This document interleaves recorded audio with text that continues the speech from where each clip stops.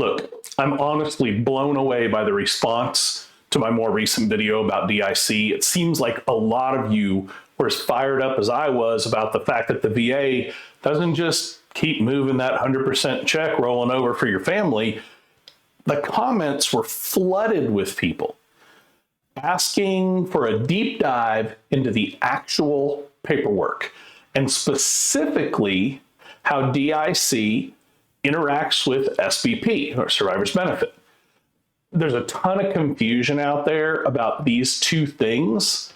So we're going to clear the air, and then we're going to walk through the VA Form 21P 534EZ line by line, section by section. So grab a coffee, get a pen. Let's make sure that your spouse has a clear path forward. Pause here, get that done. First, let's kill the biggest myth. The SBP offset. For decades, if your spouse got the military's survivor benefit plan, that's the one you pay into from your retirement, the VA would take $1 out of their DIC check for every dollar they got from SBP. It was called the widow's tax. Sucks. And it was a disgrace. But as of right now in 2026, that offset is completely gone. If you have SBP through DFAS and your spouse qualifies for DIC through the VA, they get both checks in full. They are separate pots of money. Do not let anyone tell you otherwise. So now let's get on to the form here real quick, okay? Give me just a second while I line up where we're at. Okay, so here we have the form, and this is the survivor, notice to survivor of evidence necessary to substantiate a claim for dependency and indemnity compensation, DIC, survivor's pension, and or accrued benefits. Okay, so if you're making a claim for pension benefits, you complete and submit the 527EZ. If you're doing compensation benefits, it's 526EZ. Parents' DIC benefits is 21P 535. And then accrued benefits is the 601, and the supplemental claim is 0995. If you're not ready to file a claim, complete the 210966 intent to file a claim for compensation and or pension or survivor's pension and or DIC so that you can protect the date of your claim. Just like we have to do for our own veterans disability ratings, try and get that earliest date. You have got to get that claim put in right away, and then at least get the intent to file out there so that you are back paid up to whenever you get that claim going, right? For assistance completing this claim, VSOs are pretty dang good at this. They've seen this a lot. If your VSO is crap, because that happens from time to time, first of all, I'm sorry. I hope that you're letting the VA know, or you're letting the State Department of Veterans Affairs know that you need better representation. Private attorneys can do this. Claims agents can do this. I don't know. I just don't know how much I would want somebody else to fill this out. And I think we've got a system that'll work for you. So again, when do you use this form? It's for a DIC, survivor's pension, accrued benefits, has 14 sections to it. To qualify, you must submit your claim, signed and dated. Submit simultaneous with your claim the death certificate, and if you're claiming survivor's pension, all the necessary income and asset information. Now that's very important because there's a limit, right? And then any additional forms as evidence as the situation requires. Basically, if you got it, submit it, right?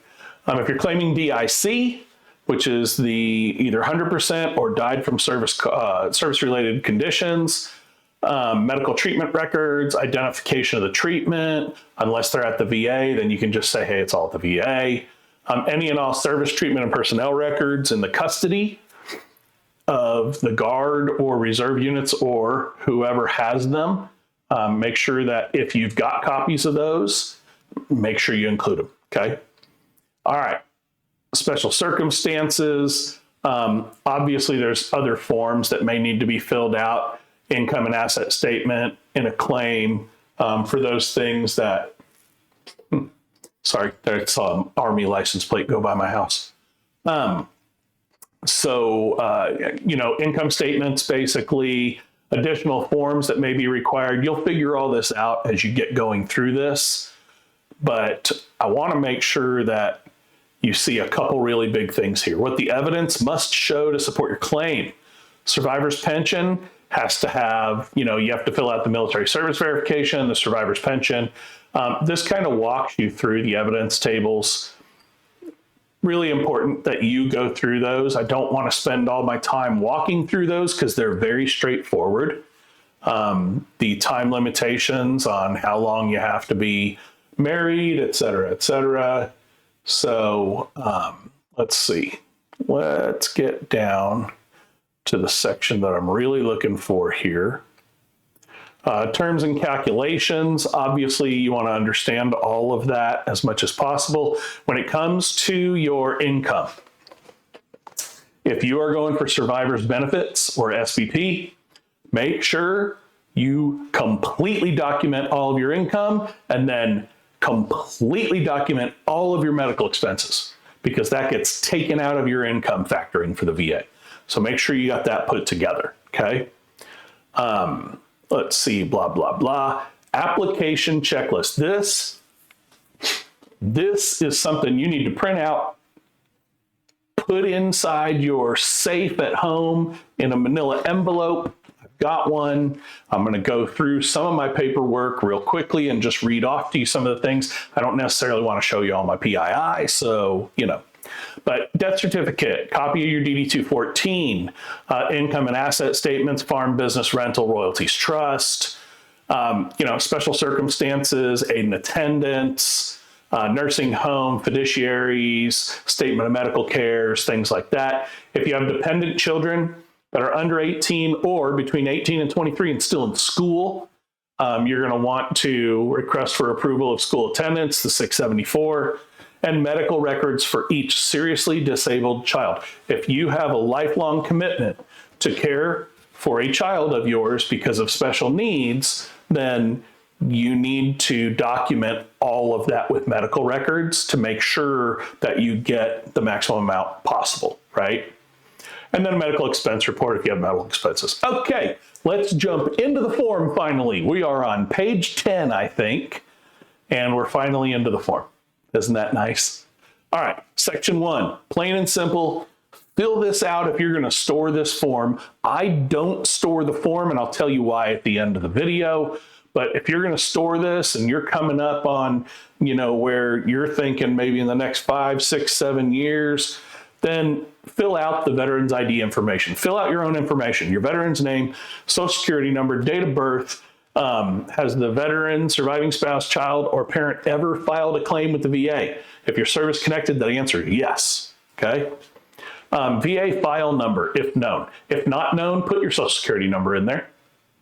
Did the veteran die while on active duty, which is, to me, a toss-up of terms. How are they a veteran if they died on active duty? Never mind. But yes or no. Veteran service number, this is really important. If you were served at a time long ago, congratulations on making it so far. But if you served in a time where the veteran's service number was part of your documentation, put your veteran service number in there. You don't necessarily have to have it, but it's really good to have so that the VA doesn't have to chase your social security number to find your veteran service number. It just adds potentially months of delays for you getting your paperwork done. And then the veteran's date of death, you're going to leave that blank and let somebody else fill that out. Just being fair about it. Claimant's ID information. This is your spouse or your dependent child, whoever's filing the claim, right? So what is your relationship to the veteran? You're either a surviving spouse, child, custodial filing for a child, disabled adult child, the claimant's social security number, claimant's date of birth. Are you a veteran? Yes or no? Your mailing address, right? Phone number, email address, and then what are you claiming? DIC, survivor's pension, accrued benefits, any or all combinations of all those based on the rules that I told you to go back and read at the very beginning. That's going to be important for you to make the right decision. Okay. Next, we have veterans service information. This is pretty simple stuff. Did the veteran serve under another name? A lot of times this happens when women get married after they're out of service and they served under like a Smith last name and now their last name's Johnson or whatever, right? So make sure if you served under a different name or you had a legal name change somewhere along the way, make sure you put that in there. Veteran Social Security number goes at the top of each page, so make sure that that's filled in. Veteran service information. Veterans, you can fill this out now, especially if you're out, done, completed, you're good, right? So date veteran entered, date veteran was released, which branch of service, place of last separation. If you don't know that, go look on your DD-214. It's got all this information. I think this is duplicative to them looking at the DD-214, but this is what the VA wants, so this is what the VA gets. Was the veteran activated to federal or active duty under the authority of Title 10? Yes or no? Were you drafted?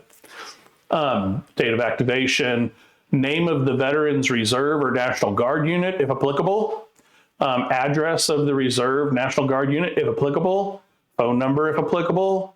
Was the veteran ever a POW? Yes or no? If no, skip section 4. Okay? Remember that. If no, skip section 4. If you were not a POW. Okay. Start date of confinement, end date of confinement. Doesn't exist. Now, we're into section 4. I'm going to tell you right now, it says skip to section 4, right? So if you don't have POW confinement dates, you do not need to fill these two out. Don't put anything in there. Just move on. Now you have to explain your marriages. And I said marriage is, okay? At the time of your marriage to the veteran, were you aware of any reason the marriage might not be legally valid? I know that seems kind of crazy, but just be honest, be truthful, yes or no. Were you married to the veteran at the time of his or her death? How did your marriage to the veteran end? If it was death, it was death. Start of your marriage to the veteran, end of your marriage to the veteran. I would, if your spouse was a veteran and you are looking at this and they've died, I don't care if you put the end date in there. They may come back and ask you to put the end date to be the date of death, but there's personal reasons not to do that, right? I get it. Place of marriage, city, state, or country. Place of marriage termination. Again, kind of silly. Marriage terminated because of death. Oh, well, it's wherever you are now, right? Type of marriage. Was it ceremonial or was it other? And this is, ceremonial, common law, proxy, tribal weddings, etc. Was a child born to you and the veteran during your marriage or prior to your marriage? Do you have kids? Are you expecting the birth of another kid? Did you live continuously with the veteran from the date of marriage to the date of his or her death? If you click yes, you can skip to 4N, which means you don't have to put reason for separation, explanation for separation. If you're separated, you're going to have a tougher road ahead of you. It's not impossible, but it's a tougher road ahead of you. Make sure that you get help filling out this form. Tell us about your remarriage after the veteran's death, if you were remarried. Okay, this is pretty simple stuff. Then you get the veteran's Social Security number again, top of the page, and then marital history. And let's just say it's a common theme in the military that there are multiple marriages. I've been married more than once, so I had to go back and find all my prior marriages, all 2 of them, and I had to put them in there and relive that in my head, lucky me, and just make sure that it was there properly. I want to make sure everything is documented so that my family has very little to worry about, honestly. Tell us about your marriages prior to marrying the veteran. So for the spouse, tell us about your marriages before marrying the veteran, if you were married before then. Okay? Same type of information. Child of the veteran information. How many dependent children of the veteran are there? Again, under 18 or 18 to 23 if they're full-time in school. Okay? Or adult fully dependent children also count. Child's name, birth date, social security number, place of birth. What's the child's status, biological adopted step, 18 to 23-year-old in school, seriously disabled, married or previously married. Child does not live with you, and monthly amount you contribute to child's support. That means, are you paying child support? You can get this going, right? Again, more child's names, etc. If you have more, then you're going to need to provide more stuff, okay? Veteran Social Security number, Dependency and Indemnity Compensation, DIC. What benefit are you claiming? Are you claiming DIC or DIC under 1151? DIC under 1151 is very, very rare.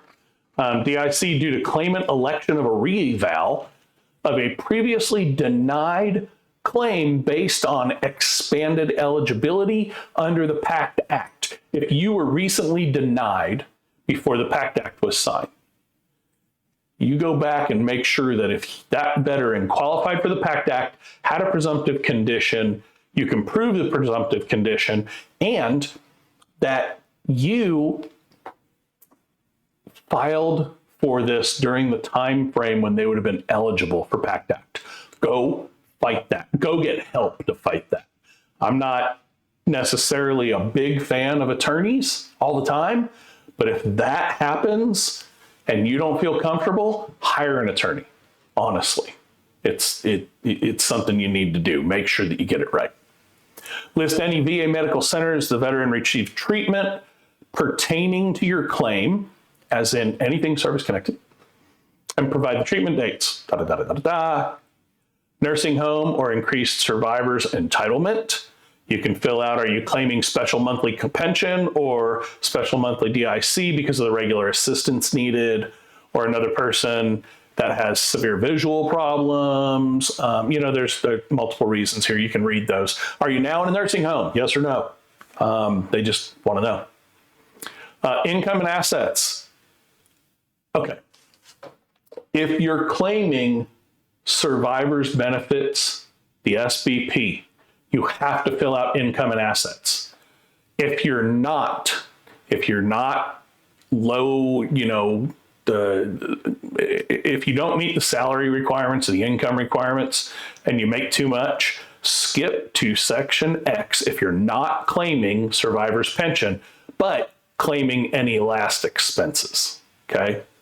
But if you have to do this, if you're looking for SBP and you're going to go for this, report income and assets for yourself and for any child veteran that lives with you or for whom you are responsible unless a court has decided you do not have custody of the child. Make sure you get that.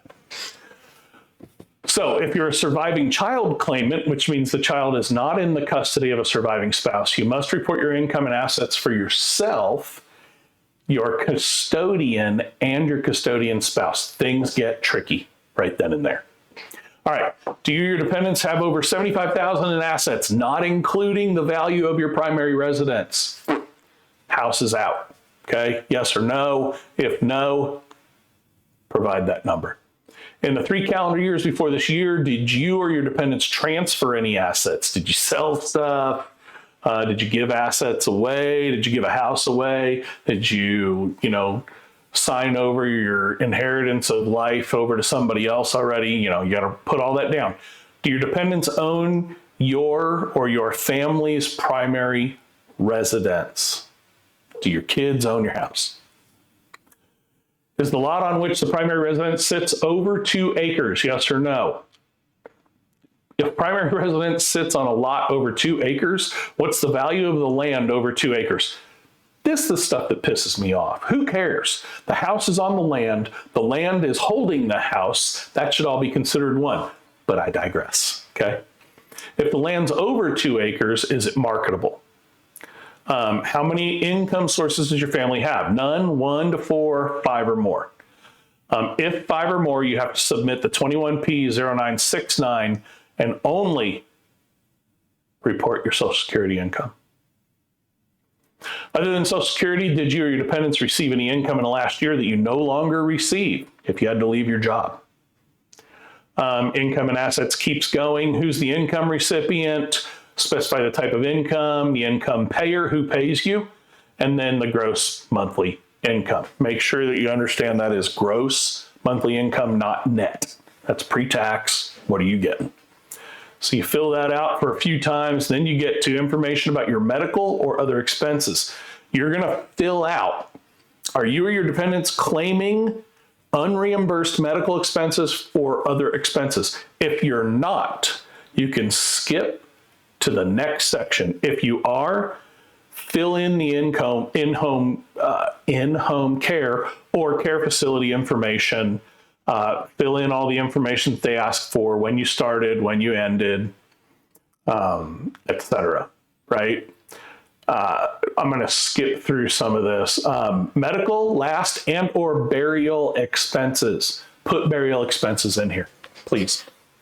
It costs money to lay somebody to rest, quite honestly. So you get all that done, and then you get into the direct deposit information. Listen carefully. Put direct deposit information in here. Don't let the VA send you a physical paper check through our gloriously reliable postal service, because the VA loves to send out paper. Don't do that. Make it so that you can get your payment quicker. You can get it automated. Happens all the time. Done. Get that done, please. And then sign everything. Claim certification and signature. Witness to signature. Witnesses are required if item 12B is signed with an X. Just remember that. You don't need witnesses otherwise, then you boom, signer, done with that. Here is the worksheet for residential care or similar facility.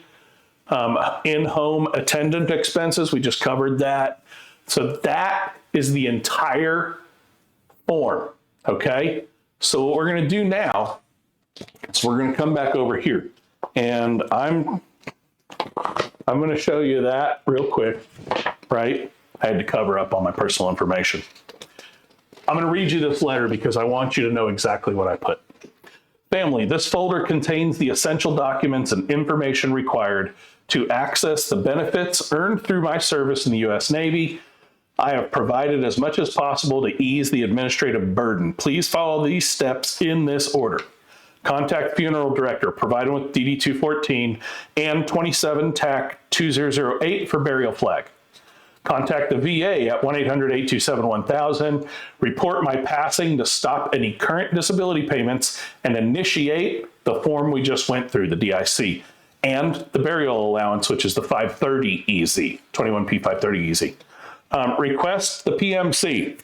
Okay, that's the Presidential Memorial Certificate, thanking a veteran for their service. If you want that, I think it's kind of cool to hold on to that.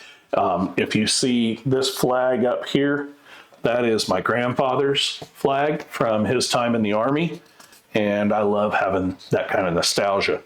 All right, master veteran data template. Keep this page with a certified copy of the DD 214 and marriage certificate and death certificate once you have it. Personal ID, full legal name, social security number, VA file number, date of birth, place of birth, VA disability rating, 50, 60, 70, 80, 100, whatever it may be. Service-connected conditions, list those out if you're not at 100%. Because if you're not at 100%, your family doesn't want to go and try and figure out which disabilities you have that are service-connected or which conditions you have that are service-connected. You should already write it out for them, okay? Military service record. Branch of service for me was the Navy, rank and rating at discharge, my service number, which is my social, date of entry, active duty start date, date of separation, active duty end date, character of service, is it honorable, general under honorable, dishonorable, semi-honorable, Section 3, marriage and family records, current spouse name, spouse social security number, date of marriage, place of marriage, previous spouse, blah, blah, blah, blah, right? Section 4, digital and physical assets. I'll tell you why I did this in just a second. Safe combination and key location. My business documents, if you own a business, I own an LLC, and I use it for publishing books. I use it for my veteran to veteran operating system that I have for sale for $29. And I use it for ad income from YouTube because that's the only way I make money on YouTube. It tells the form numbers. So if I look at the form numbers here, right, it's the 21P530EZ burial allowance, the VA 27-2008 burial flag, and then I have key data required off to the right. And I'm going to build this template, and I got something to share with you in a little bit. The burial flag, service dates and branch of service, the VA 40-0247, that's the memorial certificate we talked about, full legal name only, no rank. 21P534EZ, we just went through that, right? That's the form we just went through. Final guidance. All of these forms require the member 4 copy of the DD-214. Okay? Yes, that's my DD-214, which is located in this folder. For the DIC claim, ensure that you highlight the specific service-connected disability that was contributed to the cause of death listed on the death certificate to speed up the VA's review process. And then I signed it. Put my own last little spin on things. I'm not going to share that with everybody. That's for my family. But then I signed it. All right. So what do I have in this envelope with that instruction book? I have multiple copies of my 214. I have my business operating plan because they need to know how they're going to take over the business. I have my certificate of LLC for my business. I have my IRS information for my business. And I have my marriage certificate. I don't have a death certificate yet. Thank you. I'm happy to report that today. But once my spouse has one, assuming I go first, she can just add that in and everything else is right here. Ow. I told you I was going to tell you why I don't fill out the form. I don't fill out the form because I learned a long time ago when I filled out my first form for this, and I filled out my first form for the burial flag and the headstone, et cetera, et cetera. It expired. It expired, and I hadn't updated it, and it expired 5 years ago. So I don't fill in the form at all. What I do is create that letter. And I put that letter in there so they have all the information that they need to fill out the form. Okay? Here's what I'm going to do for you. I am going to provide you the template. I built that template on Word. I'm going to turn it into a PDF. And I'm going to go ahead and link that PDF out so that you can get your hands on it and you can use it to start planning for your family. Now, this is the envelope that's got everything in it. This is the one that stays at my house for my wife.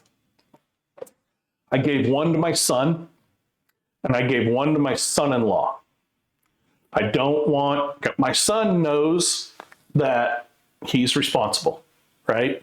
I don't want my daughter, I want my daughter to be there for my wife. When I pass, I want her to worry about that, not worry about this crap. So I gave my son-in-law a copy of this as well. I told them both, put it in your safe, don't open it, you don't need it until I pass. End of story. Awesome. Listen, all of you asked for this. I am so thankful. You have no idea how awesome it was to see comments after comments saying, hey, help us walk through this. And then seeing how many views I got on the last couple videos.